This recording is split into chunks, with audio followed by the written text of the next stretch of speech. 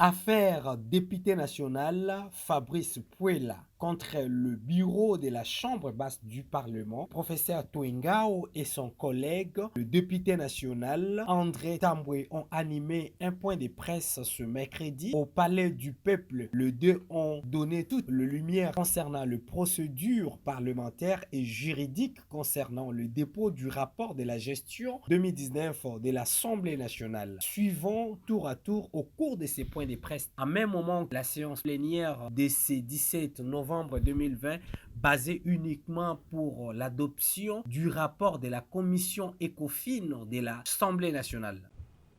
Donc, au terme de l'article premier de la décision qui nomme la commission, la mission de la commission a été définie comme suit. La première mission, c'était de recueillir et d'examiner les rapports de gestion du bureau. Et c'est ce rapport-là qui a été présenté le 15 avril. C'est ce rapport-là qui devait maintenant être examiné en profondeur par la commission pour voir la régularité de la gestion du bureau au cours de l'exercice 2019.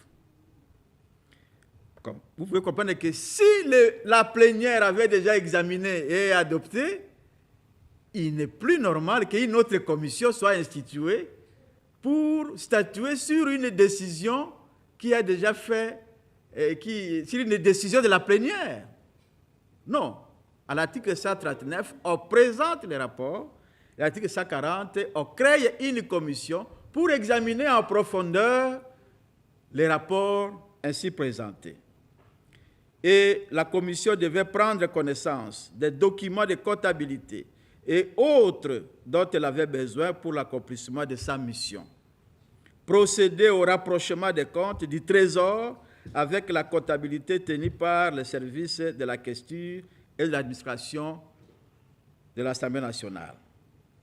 C'est donc une véritable mission de contrôle de gestion du bureau qui devait être effectuée par cette commission et non par la plénière. Alors, en dépit des conditions difficiles de travail,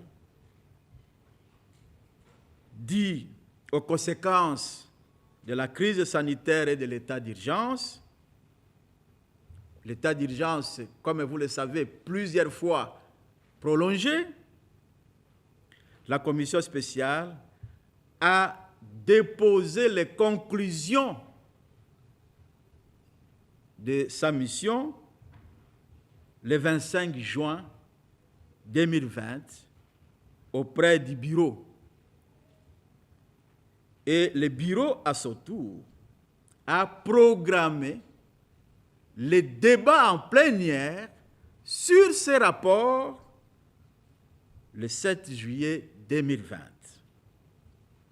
Et ce rapport a été discuté, d'abord présenté par votre serviteur qui vous parle, parce que j'étais le président de cette commission spéciale. Le rapport a été présenté, le rapport a été défendu. Il y avait beaucoup de questions, parce que vous savez qu'un rapport sur la gestion du bureau, c'est une matière sensible. Et tout a été discuté, il n'y avait pas de matière taboue. Ce rapport a eu à faire beaucoup d'observations sur la gestion, et ce rapport a eu à faire aussi beaucoup de recommandations.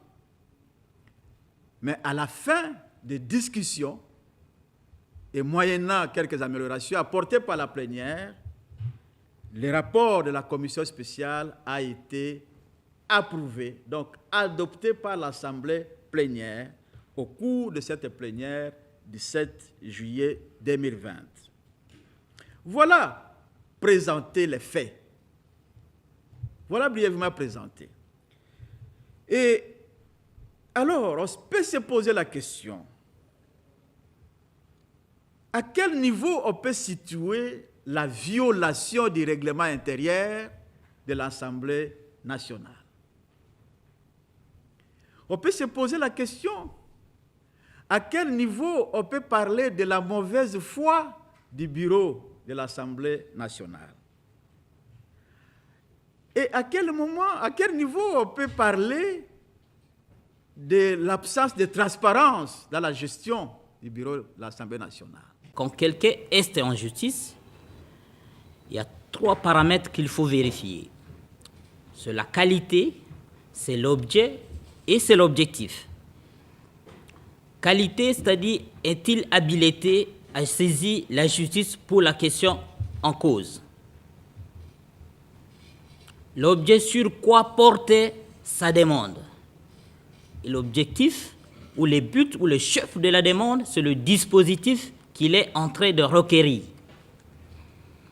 Nous avons suivi attentivement le président de la commission spéciale de contrôle de la gestion de l'exercice 2019 de notre Chambre.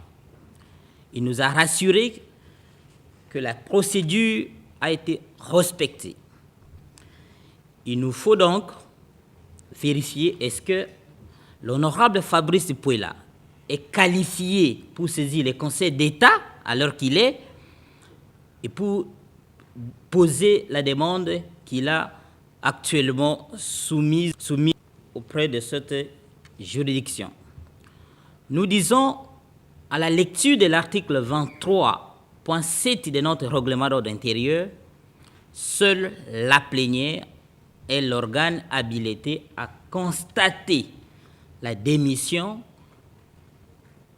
ou à déchoir le bureau de l'Assemblée nationale.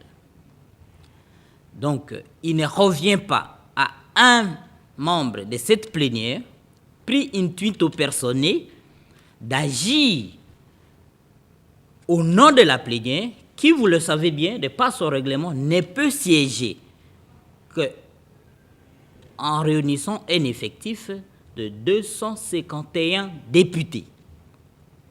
Un député pris isolement n'est pas qualifié pour agir sur la compétence de la plénière. Le faisant, l'honorable Fabrice Puela s'octroie un pouvoir qui n'est pas le sien, de par le règlement d'ordre intérieur, dont il est lui-même co-rédacteur. Pour recevoir toutes les notifications des informations à chaque fois mises en ligne, il suffira de vous abonner sur Entrepreneuriat TV pour suivre toutes les informations grâce à votre magazine d'information Top 243 News. Au nom de toute la rédaction, nous vous remercions pour l'attention que vous accordez à la collecte, traitement et la diffusion des informations au quotidien. Nous vous remercions.